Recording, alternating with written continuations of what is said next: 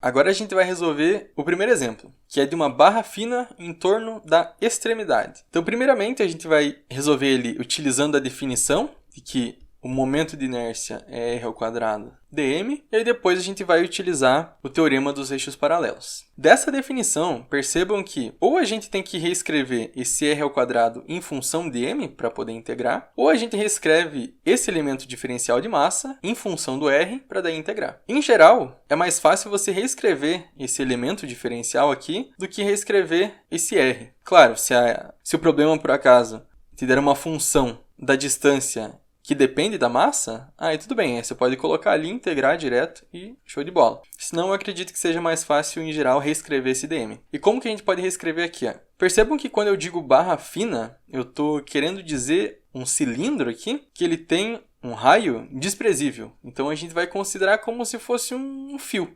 basicamente. Que o tamanho dele é muito maior que o raio dele. De forma que a gente pode utilizar a densidade linear. E o que é a densidade linear? É a massa dividido pelo comprimento desse fio, que eu vou chamar de L. Porém, tem uma questão aqui. A gente está considerando que essa barra fina ela é homogênea. Ou seja, em todos os pontos, o elemento de massa ele é o mesmo. Ou seja, a massa que eu tenho aqui, nesse pedaço, vai ser a mesma massa que eu tenho nesse pedaço aqui, certo? De forma que eu posso reescrever que essa densidade linear aí é dm dl, onde o dm é o elemento diferencial da massa e o dl é o elemento diferencial desse comprimento. Se a gente igualar os dois, a gente chega aqui a massa, que agora eu vou escrever como mzão, porque é a massa total, dividido pelo comprimento, vai ser dm dl. Colocando dm em evidência, teremos que dl, m dividido por lzão. Mas o que é esse dlzinho aqui? Esse dlzinho é justamente o elemento diferencial do comprimento. Então, um elemento infinitesimal. Ora, antes a gente estava escrevendo em função de um elemento diferencial da massa. Agora a gente vai estar reescrevendo em função de um elemento diferencial de r, que aqui a gente chamou L, né? Por que é de r? Porque é justamente o tamanho dessa barra fina. Ou seja, daqui até aqui a gente tem um tamanho L, certo? Daqui do eixo de rotação até esse elemento diferencial, a gente tem um tamanho L. E claro, do eixo de rotação até aqui no final da barra, o comprimento vai ser Lzão. Então a gente pode reescrever essa integral e no lugar de r ao quadrado, colocar Lzinho ao quadrado. A gente também poderia colocar, em vez de dl, dr, né? Daria na mesma. E aí no lugar de dm a gente coloca o que a gente acabou de encontrar. L ao quadrado, dl, m dividido por Lzão. Bom, mas mzão e Lzão são constantes. É a massa total e é o comprimento total dessa barra fina. E agora a única coisa que a gente tem que descobrir é quais são os limites de integração. Lembrem que da definição a gente pega a distância entre o eixo de rotação até o elemento diferencial de m. Aqui, nesse caso, a gente não está pegando o elemento diferencial da massa, né? A gente está pegando o elemento diferencial do comprimento. Mas de qualquer maneira, a gente vai ter que pegar do eixo de rotação até o elemento diferencial do comprimento, que é justamente o dl. Ou seja, qual que vai ser o nossos limites de integração? Vai ser 0, que é onde fica nosso eixo de rotação, e vai ser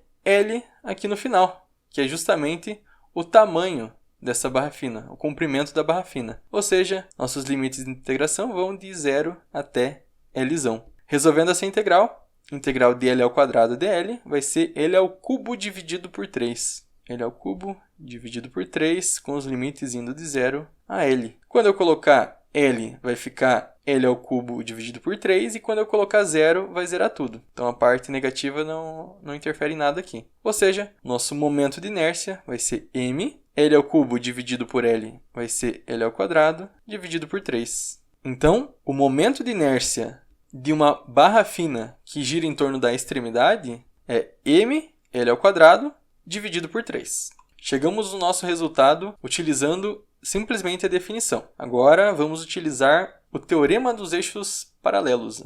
O teorema nos diz que o momento de inércia de um eixo paralelo ao eixo que passa no centro de massa é esse daqui.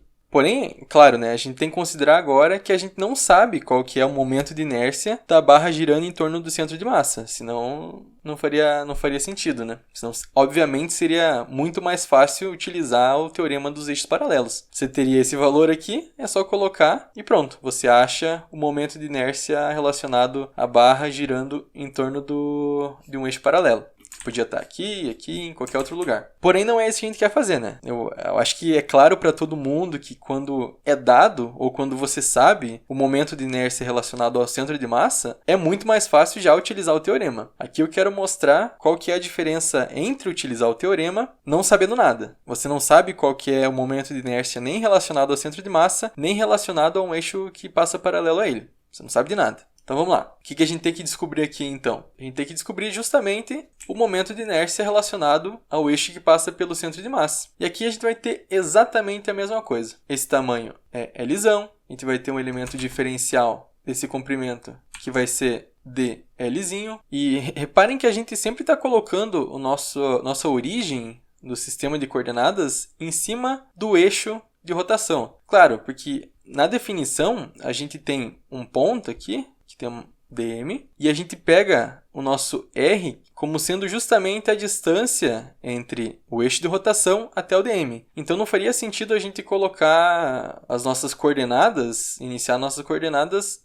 aqui no final, né? Claro que antes a gente começou no final porque o nosso eixo de rotação estava ali, mas agora não está mais, então não faz sentido a gente colocar o nosso sistema de coordenadas tendo a origem aqui. Por simplicidade, a análise seria um pouquinho mais difícil, mas não é o que a gente quer simplificar sempre que possível. Vamos lá, definição r² dm, e agora vai ser do centro de massa. Então, primeiramente, a gente vai encontrar o momento de inércia relacionado ao eixo que passa pelo centro de massa. E como é que eu sei que está no meio, o centro de massa? Porque a gente está considerando que é homogêneo. Então, se o negócio é homogêneo e ele é simétrico, o centro de massa, por obviedade, tem que estar no meio. Então, vamos lá. Vamos reescrever esse dm aí da mesma maneira que a gente reescreveu anteriormente. Então, a densidade linear vai ser a massa dividido por Lzão, que vai ser igual a dm dividido por dl, que por consequência é igual a m dividido por l dl. Colocando na equação e já fazendo a mudança aqui de r² para l², porque a gente está chamando agora a distância de l e não de r, vai ser l² dm, que é ml dl. Podemos passar para fora da integral o mzão e o lzão, ficamos com l² dl. Essa integral, vou fazer aqui embaixo, a gente já sabe quanto que é, vai ser ml ao cubo dividido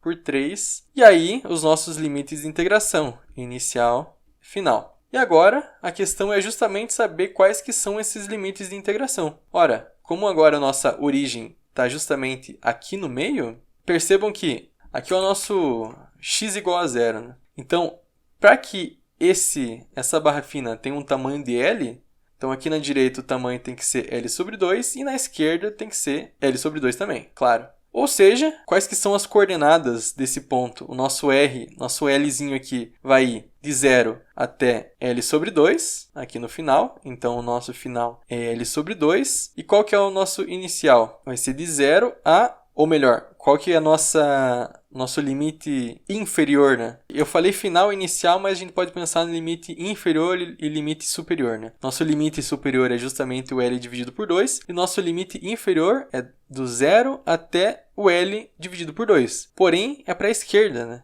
Então, aqui tem que ser menos L sobre 2. Essa é a coordenada, certo? Então, nosso limite inferior é menos L sobre 2. Então, o que a gente faz aqui? Bom, agora é só colocar os limites de integração. M, L, e vamos lá. Vou tirar esse 3 aqui, vou colocar em evidência, e aí vai ficar L ao cubo, Lzinho ao cubo, e a gente coloca aqui o L sobre 2, então vai ser L sobre 2 ao cubo, menos esse daqui, que vai ser menos L sobre 2 ao cubo. L ao cubo sobre 2, menos, esse menos L ao cubo sobre 2 vai ser menos L ao cubo sobre 2 ao cubo, então vai ser mais com mais, 2, então repetindo, M, 3L, 2, L ao cubo, 2 ao cubo. Ok? Esse 2 corta com esse cubo, fica 2. 2 ao cubo é 4, vezes 3 é 12. Corta esse com esse, fica 2 aqui em cima. M, L ao quadrado sobre 12. Ou seja, o nosso momento de inércia de quando a barra fina está girando em torno do centro de massa é ml ao quadrado dividido por 12. Agora, a gente aplica nessa equação. Vamos lá. I, que é o momento de inércia que a gente quer saber, que é a da barra que passa na extremidade, vai ser o momento de inércia relacionado ao centro de massa, mais h², a distância entre os dois eixos, que é L sobre 2, então a distância ao quadrado vai ser L² sobre 4, mzão. Se a gente multiplicar em cima e embaixo para manter a igualdade, aqui dá 12, então vai ficar 3L² m mais ml², 4ml² dividido por 12. Isso daqui é justamente 4 dividido por 12, 1/3. Pronto, chegamos no resultado do momento de inércia da barra fina girando em torno da extremidade, que, obviamente, é igual ao que a gente tinha encontrado antes. Aí você pode estar perguntando assim, tá, mas eu tive basicamente o mesmo trabalho, inclusive aqui dá ainda mais trabalho, né, porque os nossos limites de integração são um pouquinho mais chatos de fazer as contas e ainda tem que jogar depois nessa equação. De fato, nesse caso, utilizar o teorema dos eixos paralelos não traz muito benefício. Aqui eu trouxe basicamente para exemplificar de fato o que está acontecendo e demonstrar quais que são as diferenças, certo? No próximo exemplo vai ficar um pouquinho mais claro qual que é a grandeza desse teorema. Então, nos vemos no próximo vídeo.